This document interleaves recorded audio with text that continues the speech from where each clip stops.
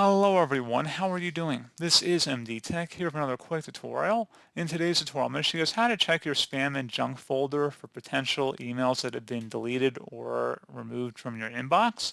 So this should hopefully be a pretty straightforward process here, guys. And without further ado, let's go ahead and jump right into it. So all you have to do on the left panel here is just select the More button. Just go ahead and left click on that. And then go down and select the spam icon or spam folder. If you notice there's any files in here, just go ahead and if you want to view it, just can click on it like a normal email in here. And at this point, if you wanted to restore the email, you can select not spam up here at the top, which would restore it to the inbox.